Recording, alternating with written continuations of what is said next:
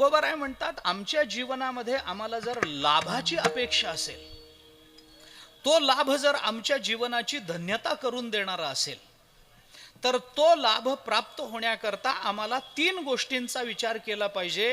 आम्हाला ज्या लाभाची अपेक्षा आहे त्या लाभाचं स्वरूप काय, आम्हाला ज्या लाभाची अपेक्षा आहे त्या लाभाचं परिमाण काय, आणि आम्हाला ज्या लाभाची अपेक्षा आहे त्याचा परिणाम काय.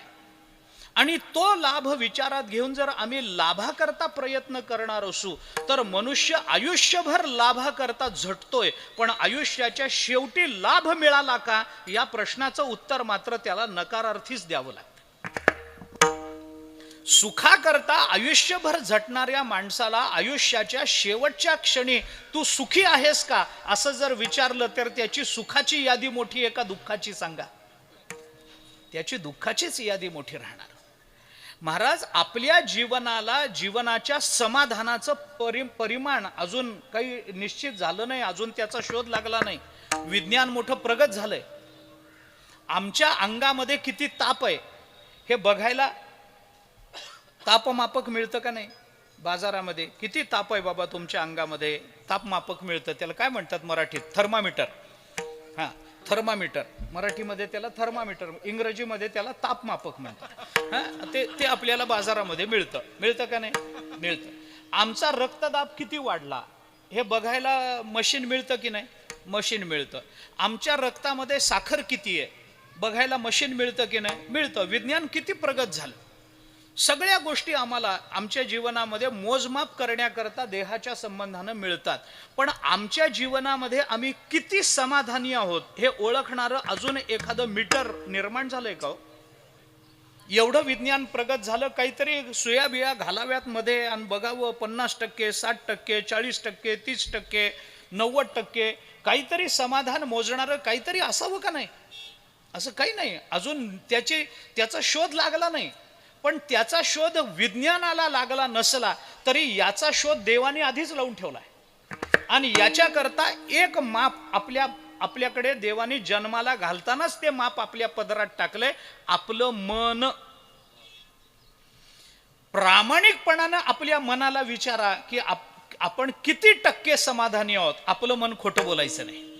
हा, बाहेर सांगताना तुम्ही किती वाढवून सांगा, मला त्याबद्दल तक्रारच नाही. पण तुमचं मन तुम्हाला, आपलं मन आपल्याला प्रामाणिकपणानं सांगतं की आपण खरंच समाधानी आहोत का नाही आहोत. मी खरं सांगू आपल्याला, तुम्ही जगाला फसवू शकाल, पण देवाला आणि मनाला फसवणारा अजून जन्माला आला नाही. आपल्या मनाला आपण फसवू नाही शकत, नाही फसवू शकत. मग आपल्या समाधानाचा विचार आपल्या आयुष्याच्या शेवटी केला तर उत्तर नकारार्थी येतं. का येतं? लाभाकरता प्रयत्न केले की नाही? केलेले प्रयत्न प्रामाणिक होते की नाही? प्रामाणिक होते. केलेल्या प्रयत्नांमध्ये लाभाची जाणीव होती की नाही? होती. अरे मग का लाभ मिळाला नाही, का समाधान मिळालं नाही? कारण तो लाभ करून घेण्याकरता आम्ही जिथं जिथं फिरलो ना, तिथं त्या लाभाची उपलब्धीच नव्हती. आमचं दुर्दैव असं आहे, आमचं म्हणजे आपल्या सगळ्यांचं दुर्दैव हे आहे महाराज, की आपण जिथं आहे तिथं कधीच जात नाही आणि नाही तिथं जाऊन नको ते शोधत राहतो. आमची अडचण ही आहे. त्यामुळं तुकोबारांनी सांगितलं, तुम्हाला जर लाभाचा विचार करायचा असेल ना, तर तो लाभ तुम्ही इतरत्र शोधू नका. संसाराकडे जाऊन तो लाभ होणार नाही. मग त्याच्याकरता काय करावं लागेल? तुम्हाला संतांकडे जावं लागेल. हे तो एक संता ठाई लाभ पायी उत्तम. संतांजवळ उत्तम लाभ मिळतो हे तुकोबाराय बोलतात. आता थोडंसं बोलतो. एक अर्ध्या तासामध्ये मी सेवा संपवतो माझी, तुम्ही चिंता करू नका. जेवण वेळेवर होईल, कीर्तनाचं काही का होईना, पण जेवण वेळेवर होईल, तुम्ही चिंता करू नका त्याची. ऐका, थोडासा विचार. हे तो एक संता ठाई लाभ पायी उत्तम, तुकोबाराय बोलता. संतांजवळ उत्तम लाभ मिळतो हे सांगताना तुकोबारायांनी त्याच्यामध्ये एक शब्द वापरला, एक. हे तो एक. हा एक शब्द जर आपण जागा बदलून ठेवला ना या चरणामध्ये, तर या चरणाचे 2 भाव आपल्या पदरात पडतात. ऐका, 2 भाव आपल्या पदरात पडतात. एक शब्द जर संतांजवळ ठेवला तर संतांची अद्वितीयता कळते, आणि एक शब्द उचलून जर लाभाकडे ठेवला तर लाभाची अलौकिकता कळते. दोन गोष्टी सांगतो, विस्तार करणार नाही, धावता विचार सांगतो अगदी थोडं. गंमत काय आहे, हे तो एक संताठाई, एक संतांजवळच हा लाभ मिळतो, म्हणजे अन्यांकडे हा लाभ मिळत नाही. अद्वितीय संत आहे. तुम्ही प्रपंचाकडे जा, हा लाभ मिळायचा नाही. प्रपंचाकडे गेल्यावर कोणता लाभ मिळतो? कोणताच मिळत नाही, कोणताच नाही. यया फळना चुंबिता फुलना तुरंबिता, जे काही पंडुसुता ते रुखची हा. ज्ञानोबा बोलतात 15वा अध्याय पहा, न रूपम सेह ततोपलभ्यते, नांतो न चादिर न च संप्रतिष्ठा, अश्वत्थमेनं सुविरूढ मूलम, असंग शस्त्रेण दृढेन छित्वा. ज्ञानोबरायांचं भाष्य वाचा ह्याच्यावर. ज्ञानोबराय म्हणतात काय, उपडिले कौतिके झाड येरी मोहरा ठाके, ते वेगे जैसे सुके तैसे हे नोहे, यया फळना चुंबिता फुलना तुरंबिता, जे काही पंडुसुता ते रुखची हा. गंधर्व दुर्ग काय पाडावे, शशविषाण काय मोडावे, होवावे मग तोडावे खपुष्पकी. ज्ञानोबा है ना, सोडून द्या. हा लाभ फक्त एक संतांकडेच मिळतो, अन्य मिळत नाही. तुम्ही प्रपंचाकडे जा, हा लाभ नाही. तुम्ही जीवाकडे जा, हा लाभ नाही. बोलू, संतांकडे जो लाभ मिळतो ना, तो देवाकडे गेला तरी मिळत नाही. देव सुद्धा आपल्याला लाभ देऊ शकत नाही जेवढा लाभ संत महात्मे देऊ शकतात. आणि म्हणून एक संत, आपण म्हणतो ना, अहो ही गोष्ट ना एक आमच्या गावाला मिळते, नाही तर मुंबईला गेला तरी मिळत नाही. माणूस म्हणतो ना अभिमानानं काही काही वेळ, अमुक अमुक एक गोष्ट आहे ना, ती फक्त आमच्याच गावाला मिळते, बाकी इतर कुठंच मिळत नाही. तुम्ही कुठेही जा, बस कुठेही तुम्ही, कोंडाजीचा चिवडा नाशिकलाच मिळत, नाशिक जिल्ह्यातच मिळेल. मुंबईला जा तुम्ही, मिळत नाही आपल्याला तसा चिवडा. माणूस म्हणतो की नाही, अभिमानानं सांगतो आपल्या आपल्या जिल्ह्याबद्दल, आपल्या गावाबद्दल, आपल्या तालुकाबद्दल अभिमानानं सांगतो, आमच्या गावातच मिळत. तसं हा लाभ होतो ना, तो फक्त संतांकडेच होतो, अन्य ठिकाणी कुठेही हा लाभ आपल्याला होऊ शकत नाही. म्हणून हे तो एक संताठाई. मग तुम्ही कुणाकडे जा, कुणाकडे जा, कुणाकडेही जरी गेलात तरी, मी म्हटलं ना, देवाकडे गेलात तरी तो लाभ होत नाही जो संतांकडे होतो. मी एक वाक्य बोलतो, देव आपल्याला जे देतो ते संत देऊ शकतात, पण संत आपल्याला जे देतात ते देवही देऊ शकत नाही. विठ्ठला विठ्ठला विठ्ठला विठ्ठला विठ्ठला विठ्ठला विठ्ठला. माझं मत आहे असं मी म्हणत नाही, मी याला प्रमाणाने बोलतोय. नाथ महाराजांनी आपल्याला सांगितलंय, आपल्याला जर हा लाभ, अरे संतांशिवाय दुसरं कोणीच नाही. संता वीण प्राप्ती बोलतात, हरिप्राप्तीसी उपाय धरावे संताचे ते पाय, तेणे साधती साधने तुटती भवाची बंधने, संता वीण प्राप्ती नाही ऐसे वेद देते ग्वाही. वेदाने सांगितलं संतांजवळ हा लाभ मिळतो, इतरांकडे तो मिळत नाही.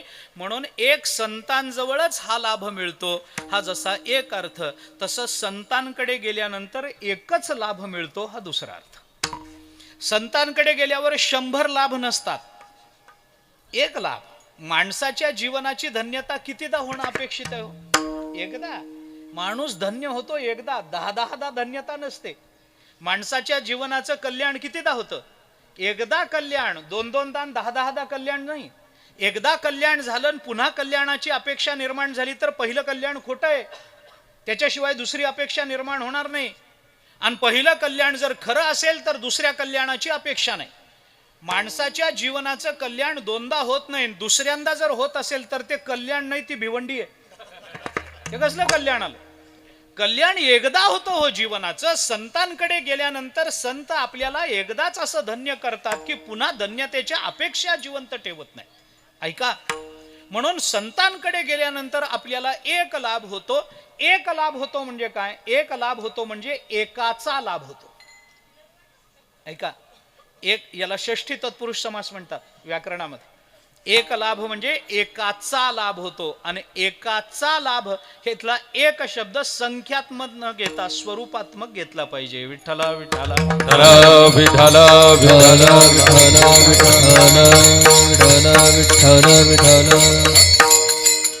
एक काय या जगतामध्ये? एक आहे परमात्मा.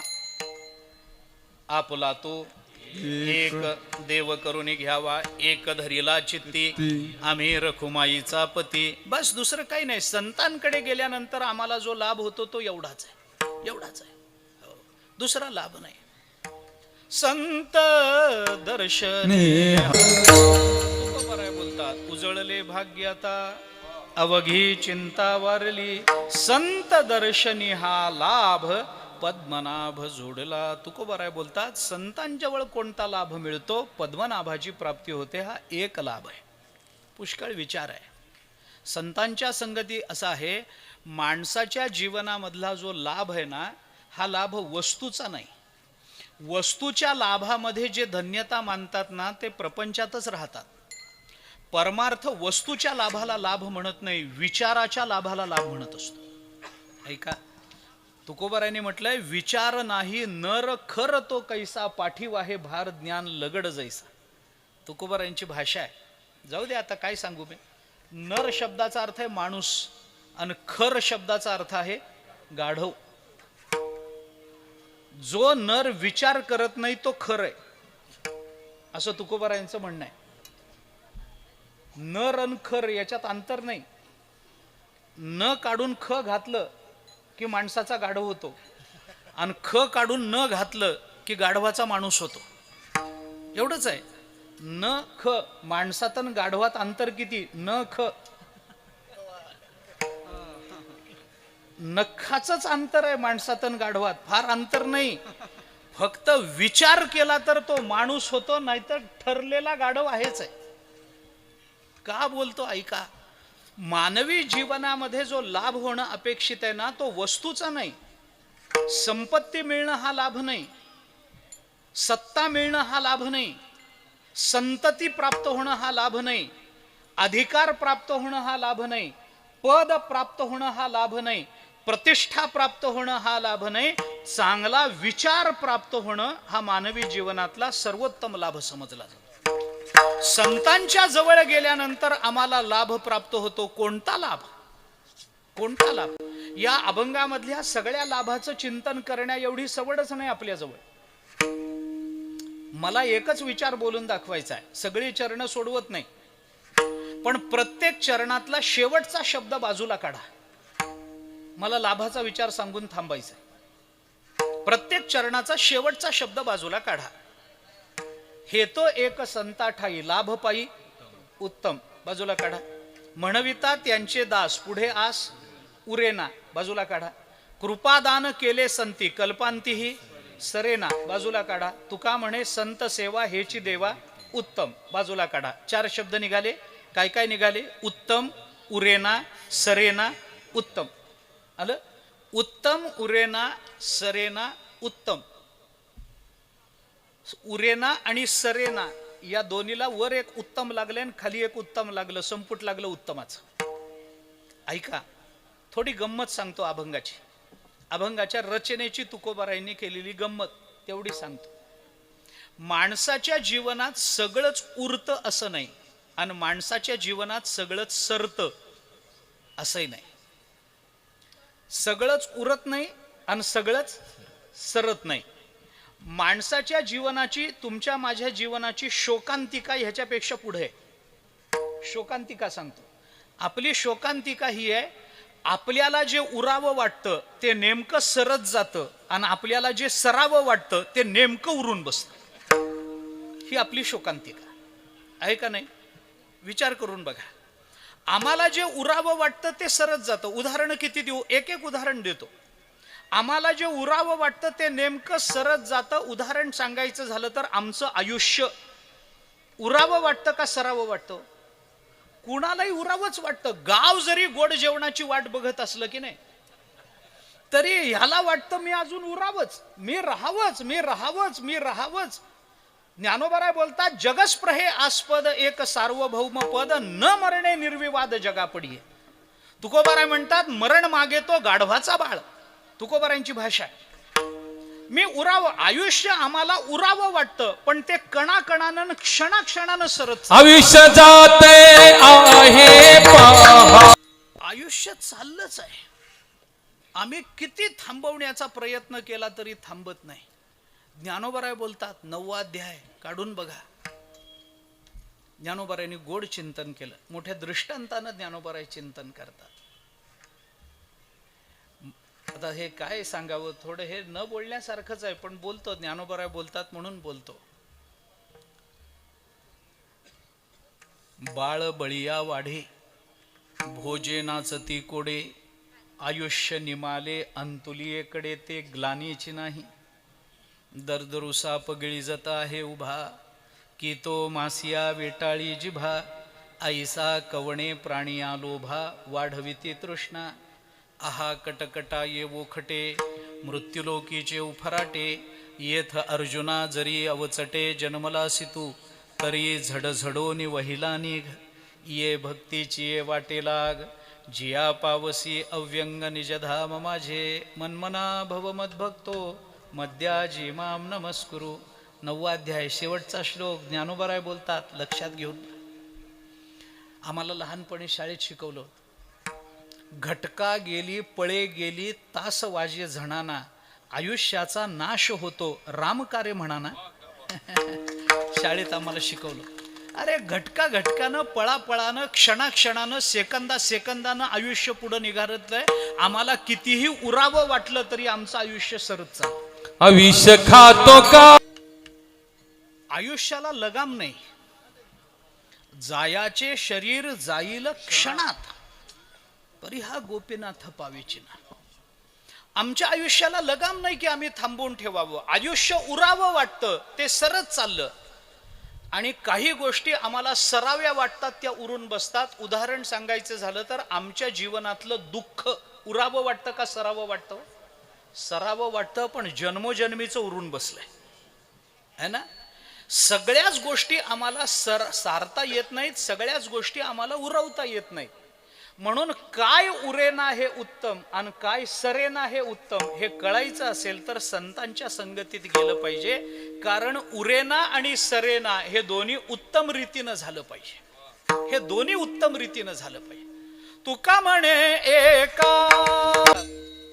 तुका म्हणे एका मरणेची सरे उत्तमची, उत्तमची उरे कीर्ती मागे. माणसाचं मरण सरावं तेही उत्तम सरावं, आणि माणसाची कीर्ती उरावी तीही उत्तम उरावी. बस. काय माणूस होता हो, दिवसाला 10 पुड्या लागायच्या. हे काय उत्तम कीर्तीचं लक्षण नाही. ही उत्तम कीर्ती नव्हे, ही उत्तम कीर्ती आहे. काय माणूस आहे. ज्ञानेश्वरी पाठ, गाथा पाठ, एकादशी कधी चुकली नाही, रामकृष्ण हरी शिवाय मिनिट गेला नाही त्याचा. उत्तम कीर्ती. तसं माणसाला मरण यावं ते उत्तम यावं. कुठंतरी गेला, काहीतरी गेलं ना, विष खाऊन जीव गेला, ह्याला अर्थ नाही. उत्तम मरण यावं ते उत्तम मरण यावं. हातात ज्ञानेश्वरी असावी आणि मरण यावं उत्तम मरण. गाथा असावा, वाचता वाचता तुकाराम तुकाराम जप चालूच आहे आणि मान पडली, उत्तम मरण. पांडुरंगाच्या पायावर डोकं टेकवलं आणि उठलाच नाही, उत्तम मरण. थोडंसं स्पष्ट बोलतो, माणसाच्या जीवनामध्ये 2च मरण उत्तम आहेत. 2च मरण उत्तम. मरणाचा उत्तमतेतला तिसरा प्रकार नाही. 2च मरण उत्तम. एकतर देवाचं नाव घेत मरावं, नाहीतर देशाचं रक्षण करत मरावं. 2च मरण उत्तम. तिसरं मरण चांगलं नाही. तिसरं मरण ह्याच्यापेक्षा श्रेष्ठ असूच शकत नाही. मरायचं असेल तर एक वेळ देवाचं नाव घेत मरावं, नाहीतर देशाचं रक्षण करत मरावं, नाहीतर त्या भानगडीतच पडू नये. कशाच्या? शाबास, मरणाच्या भानगडीतच पडू नका. एक तर मरायचं असेल तर एकतर देवाचं नाव घेत मरावं, नाहीतर देशाचं रक्षण करत मरावं, नाहीतर त्या भानगडीत पडू नये माणसानं. शहाण्या माणसांना मरण चालूच आहे की. माणसाला मरण यावं, उत्तम यावं. उत्तम मरण यायचं असेल तर त्याच्याकरता संतांच्या जवळ राहावं लागतं. उत्तम कीर्ती व्हायची असेल तर त्याच्याकरता संतांच्या जवळ राहावं लागतं. म्हणून उत्तम उरेना सरेना उत्तम. काय सरेना हे उत्तम आणि काय उरेना हे उत्तम, हा विचार जर जीवन धन्य करणारा असेल तर तो फक्त संतांच्या जवळ प्राप्त होतो. म्हणून तुकोबाराय बोलतात, हे तो एक संता ठाई लाभ पायी उत्तम, म्हणविता त्यांचे दास पुढे आस उरेना तुकोबराय उत्तम लाभाचा विचार सांगतात.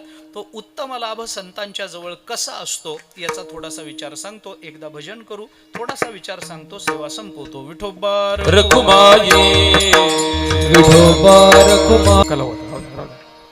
हे तो एक संता ठाई लाभ पायी उत्तम म्हणविता त्यांचे दास पुढे आस उरेना. जगद्गुरु संत श्रेष्ठ श्री तुकोबाराय या अभंगामध्ये संतांच्या जवळ माणसाला उत्तम पद्धतीचा लाभ होतो याचा विचार बोलून दाखवतात. त्याचा थोडासा विचार आपण मर्यादित वेळेमध्ये करून आलो. थोडासा विचार सांगायचा आहे. संत महात्मे लाभाचं परिमाण सांगतात. कसा लाभ आहे? उत्तम. म्हणून उत्तम शब्द अभंगामध्ये पहिल्याही चरणात आला, शेवटच्याही चरणात आला. हे तो एक संता ठाई लाभ पायी उत्तम. तुका म्हणे संत सेवा हेची देवा उत्तम. उत्तम शब्द दोनदा आला. संतांकडे गेल्यानंतर उत्तम लाभ प्राप्त होतो. हा उत्तम लाभ म्हणजे नेमका काय आहे याचा अगदी 1-2 ते 5 मिनिटामध्ये मी विचार सांगून संपवणार आहे, फार नाही. असं आहे, लाभाचे 3 प्रकार असतात. ऐका, लाभाचा विचार करताना लाभाचे 3 प्रकार असतात. इकडे ऐका, माझ्याकडे ऐका. मी 2च मिनिटात संपवणार, 2च मिनिटात. लाभाचे 3 प्रकार असतात. एक बरा लाभ असतो, एक चांगला लाभ असतो आणि एक उत्तम लाभ असतो. मी उदाहरणानं सांगून थांबणार आहे. बरा लाभ म्हणजे काय? लाभ होतो पण मनासारखा होत नाही तो बरा लाभ. उदाहरण सांगतो. एखाद्या माणसाला 1000 रुपयाची गरज आहे. मित्राकडे गेला आणि मित्राला म्हणाला, बाबा महिन्याचा शेवटचा आठवडा चालू आहे, पगार संपला आहे, पैसे जवळ नाहीत, 1000 रुपयाची गरज आहे, काही कर, मला 1000 रुपये दे, पगार झाला की तुझे 1000 रुपये परत करतो. मित्रांनी त्याला सांगितलं, बाबा महिन्याचा शेवटचा आठवडा तुझाच चालू आहे आणि आमचा काय पहिला चालू आहे काय? आमचाही शेवटचाच आहे. मी तुझ्याबरोबरच, तुझ्या एवढाच पगार मलाही मिळतो, तुझ्याबरोबरच काम करतो, माझ्याकडेही काही पैसे नाहीत 1000 रुपये तुला देण्यासारखे, परंतु काही कारणाकरता मी 200 रुपये राखून ठेवले होते, तेवढे देतो, अजून 4 जणांजवळून 200 गोळा कर आणि 1000 रुपये घेऊन तुझं काम पूर्ण कर. तो म्हणाला, ठीक आहे, काही हरकत नाही, बरं झालं तू तरी घरी भेटलास, 200 तर 200. किती मागायला गेला होता? 1000. मिळाली किती? 200. याला म्हणतात बरा लाभ. दुसरा लाभ आहे चांगला. 1000 रुपयाची गरज होती, मित्राकडे गेला, मित्राला सांगितलं, मित्रांनी सांगितलं, माझ्याजवळही पैसे नाहीत, पण मला काही पैसे भरायचे होते बँकेमध्ये, काही हप्ता भरायचा होता, म्हणून मी 1000 रुपये जमा करून ठेवलेत, पण तुझी गरज माझ्यापेक्षा जास्त आहे, मी थोडंसं उशिरा भरीन, पण तुझी गरज जास्त आहे, मी तुला 1000 रुपये देतो, पण पगार झाला की पहिले माझे 1000 परत कर, माझं काम अडलंय. पण तो काही हरकत नाही. 1000 त्याने मित्रांनी दिले. तो म्हणाला, चांगलं झालं बाबा, घरी भेटलास, मागायला गेला होता, 1000 मिळाले, 1000. तो म्हणला, चांगलं झालं. आता उत्तम लाभ काय ते सांगतो. 1000 रुपये पाहिजे होते, मित्राकडे गेला, मित्रांनी सांगितलं, बस रे. तो म्हणला, बसायला वेळ नाही, बायको आजारी आहे, अमुक आहे तमुक आहे, 1000 रुपये पाहिजे, दे ना. म्हटलं, बस जेवण कर. नाही, जेवण नाही, चहा नाही, काही नाही. मला देणार असलास तर हो म्हण, नाही तर नाही म्हण, मी जातो, मला वेळ नाही. मित्र उठला, घरात गेला, कपाटातून 5000 रुपये काढले, आणून त्याच्या हातावर ठेवले आणि सांगितलं, जा घेऊन. तो म्हणलं, एवढे नको, मला 1000 रुपये पाहिजेत.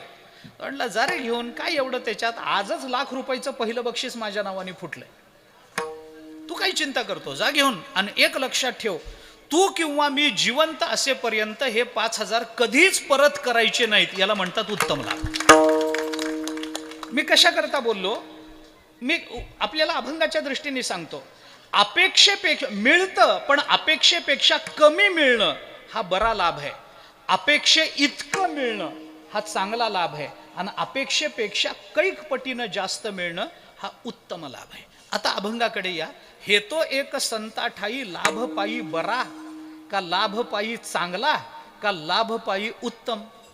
लाभ पायी उत्तम याचा अर्थ असा की संतांकडे गेल्यानंतर संत आम्हाला अपेक्षेपेक्षा कमी कधीच देत नाहीत, अपेक्षे इतकंही देत नाहीत. आम्हाला ज्याची अपेक्षा आहे त्याच्या कैक पटीनं जास्त संत महात्मे देतात. या संताचे हे देणे कल्पतरुहुनी दुणे, परिसा परिस अगाध जेणे, चिंतामणी ठेंगणा. हे तुकोबाराय बोलतात. ज्ञानोबारायांनी बोलून दाखवलं 18व्या अध्यायामध्ये, जय जय देव श्री गुरु अकल्पनाख्य कल्पतरो स्वसंविद्रुम बीज प्ररोहणावनी 18व्या अध्यायाचं नमन बघा आपण ज्याची कल्पनाही करू शकत नाही असे संत महात्मे आपल्याला देतात. म्हणून त्या लाभाकरता, अशा शाश्वत लाभाकरता, अशा नित्य लाभाकरता फक्त संतांकडेच गेलं पाहिजे. मग लोक म्हणतात आता संत कुठे भेटायला, ज्ञानोबाराय कसे भेटतील आपल्याला? आपण काही निळोबाराई नाही की तुकोबारायांनी आपल्याकरता वैकुंठाहून माघारी यावं. आपण काही नाथ महाराज नाही की आपल्याला ज्ञानोबारायांनी समाधी अवस्थेत भेटावं. आपण काही मोठे महात्मे नाही, मग आम्हाला संत कसे भेटणार? मी त्याचं एकच उत्तर देतो. आपल्याला ज्ञानोबाराय भेटणार नाहीत, मान्य आहे. आपल्याला तुकोबाराय भेटणार नाहीत, मान्य आहे. आपला तेवढा अधिकार नाही, तेवढं पुण्य नाही, तेवढी साधना नाही, सगळंच मान्य आहे. पण ज्ञानोबाराय जरी आपल्याला भेटले नाही ना, तरी ज्ञानेश्वरी भेटली ना. अरे तेच ज्ञानोबाराय. आपल्याला तुकोबाराय भेटणार नाहीत, पण तुकोबारायांचे अभंग हाताला लागले ना, अरे ते तुकोबारायच आम्हाला हाताला लागले. त्याची उपासना करणं हाच मानवी जीवनातला सगळ्यात मोठा लाभ आहे. आणि तसा लाभ गेली 70 वर्ष ज्यांनी करून घेतला, त्यांच्या 90व्या वाढदिवसाकरता आपण इथे उभे आहोत. एवढंच मला सांगायचं आहे, बाकी काही नाही. नानांना भगवंताने काय होतं, जास्त आयुष्य हे आयुष्य मिळालेल्याला कधी कधी नको वाटतं. काय काय करायचं आयुष्य? पण मी आपल्याला सांगतो, आपल्या संस्कृतीमध्ये नेहमी दीर्घ आयुष्याची प्रार्थना केली गेली. तुम्हाला उदंड आयुष्य प्राप्त व्हावं असं आपण नेहमी म्हणतो. कशा करता? जेवढं जास्त आयुष्य आपल्याला मिळेल तेवढं जास्त रामकृष्ण हरिभजन आपल्याकडून होईल. म्हणून जेवढं जास्त आयुष्य मिळेल तेवढी जास्त पारायणं आपल्याकडून होतील, म्हणून ते मिळावं.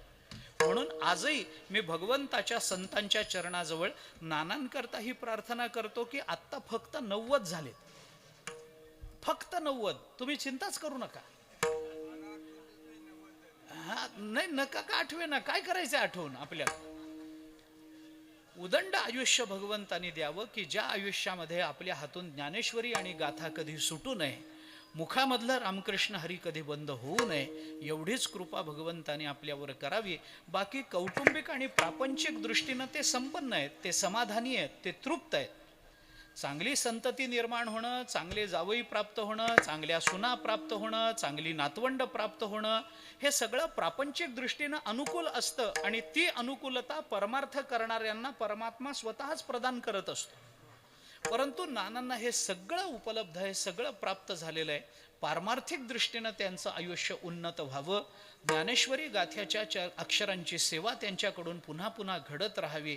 पुन्हा पुन्हा मानवी जन्म मिळावा, पुन्हा पुन्हा वारकरी घरात मिळावा, पुन्हा पुन्हा ज्ञानेश्वरी गाथा हरिपाठ हाताला लागावं, पुन्हा पुन्हा रामकृष्ण हरीसारखा परिपूर्ण मंत्र आमच्या मुखामध्ये यावा. याच्यापेक्षा वेगळं माणसाने दुसरं काही मागू नये. आणि तेच मागणं मी हरिभक्तीपरायण नानांकरता आज भगवंताच्या आणि संतांच्या चरणी करतो. भगवंतांनी त्यांना उदंड दीर्घ आयुष्य द्यावं, निरामय आयुष्य द्यावं आणि ज्ञानेश्वरी गाथा आदी संत वाङ्मयाची त्यांच्याकडून सेवा करून घ्यावी, त्यांच्या परिवाराकडून ती सेवा करून घ्यावी. सगळा परिवार या ग्रंथामध्ये प्रवृत्त असावा, एवढीच प्रार्थना भगवंताच्या आणि संतांच्या चरणी करतो. आपल्या दोघांनाही उदंड आयुष्य मिळावं अशी पुन्हा एकदा प्रार्थना करतो. आपण आमंत्रित केलं, खरं म्हणजे तुम्ही मला बोलवावं, माझ्या येण्यानंच कार्यक्रम व्हावा एवढा मी मोठा कधीच नव्हतो. आजही मी तेवढा मोठा नाही, पण तुमचं प्रेम आहे, तुमची श्रद्धा आहे वारकरी संप्रदायावर, आणि त्या दृष्टीनं मला आमंत्रित केलं. त्याबद्दल आपल्या सगळ्या परिवाराला अंतःकरणपूर्वक धन्यवाद देतो. आणि भगवंताची कृपा आणि संतांची कृपा सर्वांवर व्हावी एवढी सद्भावना व्यक्त करतो. टाळकरी मंडळी, वादक मंडळी, आपल्या सर्वांच्या चरणी नतमस्तक होतो. झालेली सेवा संतांच्या, सद्गुरूच्या, परमात्म्याच्या, तुम्हा सर्व श्रोत्यांच्या निवृत्तीनाथ महाराजांच्या चरणी समर्पित करू. वाणीला विराम देऊ. ज्ञानेश्वर माऊली ज्ञानराज माऊली तुकाराम माऊली ज्ञानराज माऊली ज्ञानेश्वर माऊली ज्ञानराज माऊली तुकाराम गुरुती राया सुपमुता भाई जन सजया गुरुती राया सुपमुता भाई जन सजया गुरुती राया सुपमुता भाई जन सजया गुरुती राया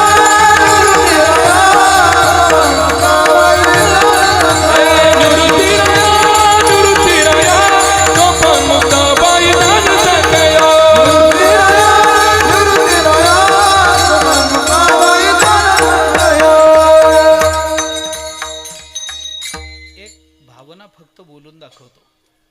कार्यक्रम खूप आनंदाचा आहे. कार्यक्रम खूप छान रीतीनं संपन्न झालाय. माझंही कीर्तन संपलंय. पण आध्यात्मिक भूमिका स्वीकारताना सामाजिक जाणीवांचा विसर पडणं योग्य नाही. ते सर्वस्वी चुकीचं आहे. आणि याकरता म्हणून एक दुःखद घटना आज घडली. त्या संबंधानं आपल्या सर्वांच्या सद्भावना व्यक्त करणं हे सुद्धा आपलं कीर्तनामधलंच एक कर्तव्य आहे. कीर्तनामध्ये आनंद, मी सुरुवातीला मुद्दाम बोललो नाही. कार्यक्रम आनंदाचा आहे. कार्यक्रम नानांच्या वाढदिवसाचा आहे म्हणून मी अधिक बोललो नाही. आता माझं कीर्तन संपलंय. पण आपल्या सामाजिक जाणीवा अध्यात्माबरोबर संपन्न असल्या पाहिजेत. आपल्या महाराष्ट्राचे अत्यंत लाडके आदरणीय उपमुख्यमंत्री आदरणीय श्री अजितदादा पवार यांचं आज एका दुर्घटनेमध्ये निधन झालं. ही मी येईपर्यंत कीर्तन संपेपर्यंत मी याची वाट बघत होतो की कोणीतरी येऊन मला सांगेल की नाही हो, ही बातमी चुकीची आहे. पण आमचं दुर्भाग्य हे की ही बातमी चुकीची आहे असं सांगणारं कोणी आलं नाही. आणि या दुःखद प्रसंगाला आपल्याला सामोरं जावं लागतं आहे. महाराष्ट्राच्या राजकीय क्षेत्रातलं हे फार मोठं नुकसान आहे. कर्तृत्व संपन्न आणि कर्मप्रवृत्त असणारे लोक राजकारणातून निवृत्त होणं याच्यात राजकारणाचं वाटोळं आहे. व्यक्तीच्या भोवती राजकारण नसतं हे जरी खरं असलं तरी व्यक्तीमुळे राजकारण सुस्वभावी, प्रामाणिक आणि वृद्धिंगत होणारं असतं हेही तेवढंच खरं असतं. आणि याकरता म्हणून दादांच्या जाण्याने महाराष्ट्रामध्ये राजकीय क्षेत्रामध्ये आणि सामाजिक क्षेत्रामध्ये जी पोकळी भरून निर्माण झालेली आहे ती कधीही भरून निघणारी पोकळी नाही आहे याची आपल्याला सगळ्यांना जाणीव आहे. आपण भगवंताच्या चरणी, ज्ञानोबाराय तुकोबारायांच्या चरणी प्रार्थना फक्त करू शकतो की त्यांना सद्गती प्राप्त व्हावी, त्यांना भगवंतांनी संतांनी आपल्या चरणाजवळ स्थान द्यावं, एवढी एक सद्भावना या निमित्तानं व्यक्त करू. दादांना सर्वांकडून श्रद्धांजली व्यक्त करू. आणि ती श्रद्धांजली आपल्या वारकरी संप्रदायाच्या नियमाप्रमाणे म्हणून रामकृष्ण हरीचं 2 मिनिटं भजन करू. राम तुका म्हणे काळजीच रे, तुका म्हणे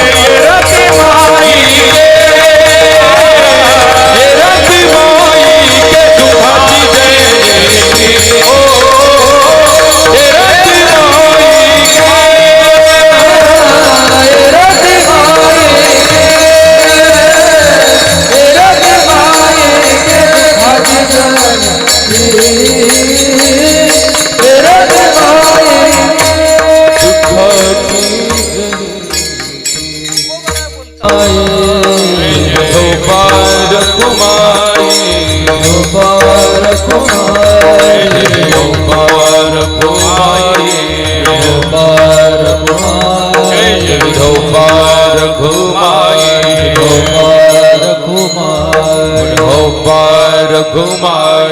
विठोबा रघुमाई, जय विठोबा रघुमाई, विठोबा रघुमाई,